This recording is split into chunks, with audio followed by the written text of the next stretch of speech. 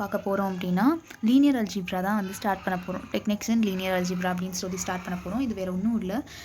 இதில் பார்க்குற டாபிக்ஸ் வந்து like continues of modern algebra. நம்ம போன மந்த்ஸ் எல்லாம் பார்த்துட்டு இருந்த மாடர்ன் அல்ஜிப்ராவுடைய கண்டினியூஷன் மாதிரி தான்.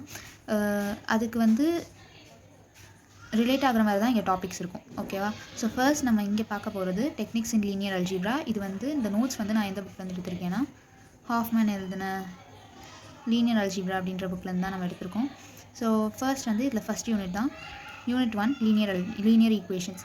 ஸோ இதில் வந்து ஆரம்பமே வந்து ஃபீல்டை பற்றி தான் இருக்குது. நம்ம ஃபீல்டுனா என்ன அப்படின்னு சொல்லிட்டு மாடர்ன் அல்ஜிப்ராலே பார்த்துருப்போம். ஸோ அங்கேயே நம்ம என்ன பார்த்துருப்போம் அப்படின்னா ஃபீல்டுன்றது ஒரு காம்படேட்டிவ் ரிங் வித் யூனிட் அப்படின்னு சொல்லி பார்த்துருப்போம். யூனிட் அண்ட் இன்வர்ஸ் அப்படின்னு சொல்லி பார்த்துருப்போம். ஸோ அதுதான் இங்கேயும் நம்ம பார்க்க போகிறோம். இங்கே வந்து டெஃபினேஷன் கொஞ்சம் வித்தியாசமாக தான் இருக்கும். ஆனால் உங்களுக்கு எந்த டெஃபினேஷன் வந்து நல்ல ஞாபகத்தில் இருக்கோ அந்த டெஃபினேஷன் யூஸ் பண்ணிக்கலாம். ஸோ இங்கே வந்து என்ன பண்ணுறோம் அப்படின்னா எஃப்ன்ற லெட்டர் வச்சு தான் நம்ம ஃபீல்டை டினோட் பண்ணுறோம். எப்போதும் போல் இந்த கேபிட்டல் எஃப்ன்ற லெட்டர் வச்சு தான் நம்ம ஃபீல்டை டினோட் பண்ணுறோம். ஆனால் இங்கே வந்து அது ரியல் நம்பர்ஸாகவும் இருக்கலாம் ஆர் காம்ப்ளெக்ஸ் நம்பர்ஸாகவும் இருக்கலாம் அப்படின்னு சொல்கிறாங்க.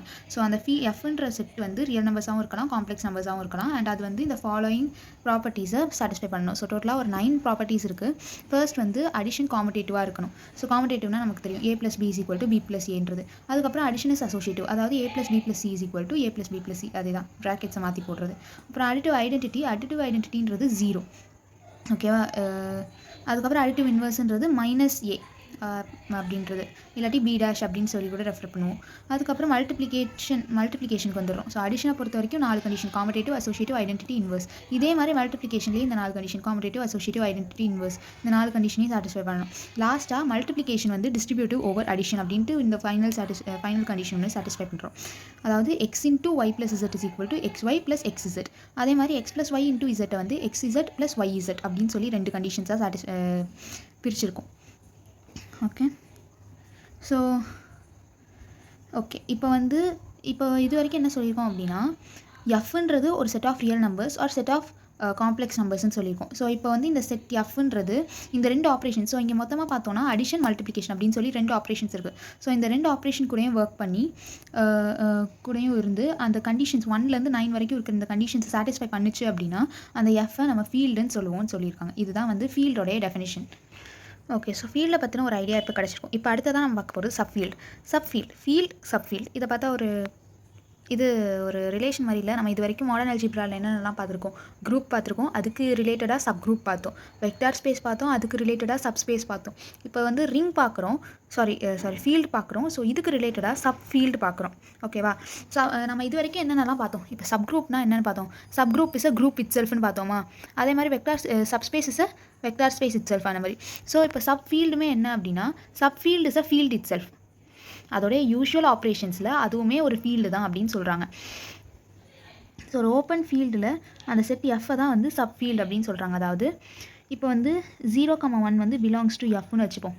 இந்த எஃப்ன்ற செட்டில் 0வும் 1ம் இருக்குது அப்படின்னா இந்த ரெண்டும் இருக்கணும். 0வும் இருக்கணும், 1ம் இருக்கணும். ஓகேவா?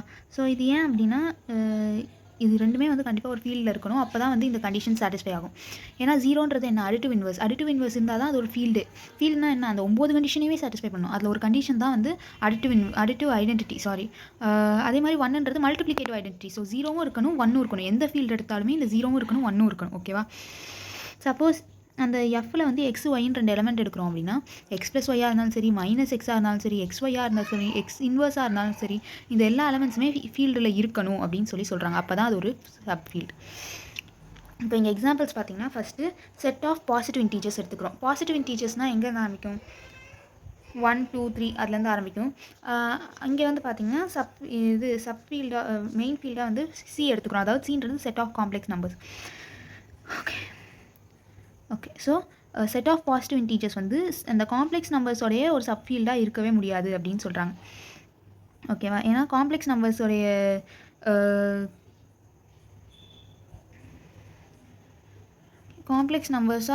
இருக்க முடியாது செட் ஆஃப் பாசிட்டிவ் இன்டீஜர்ஸ்ன்றது அப்படின்னு சொல்கிறாங்க.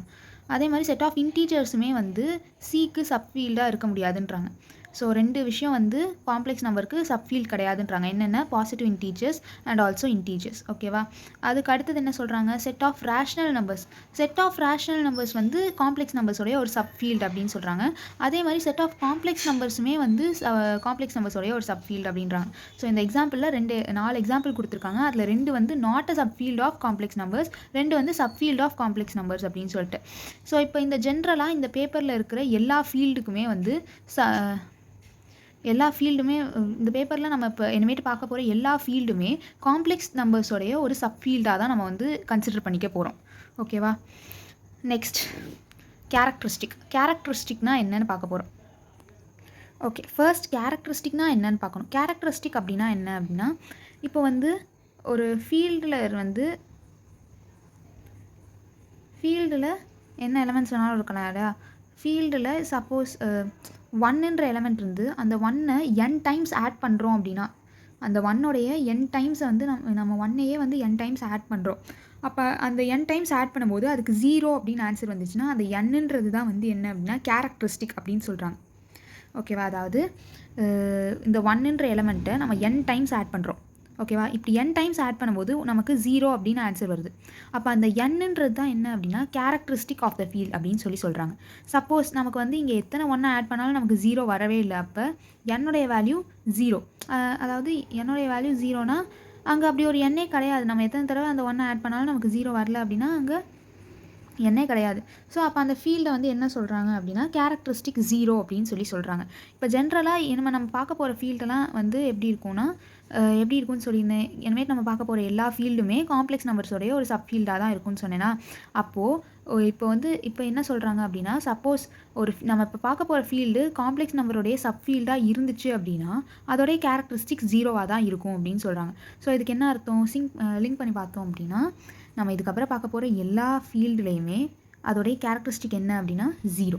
ஏன்? நம்ம பார்க்க போகிற எல்லா ஃபீல்டுமே என்னது தான்? காம்ப்ளெக்ஸ் நம்பர்ஸோடைய ஒரு சப்ஃபீல்டு தான். அதனால்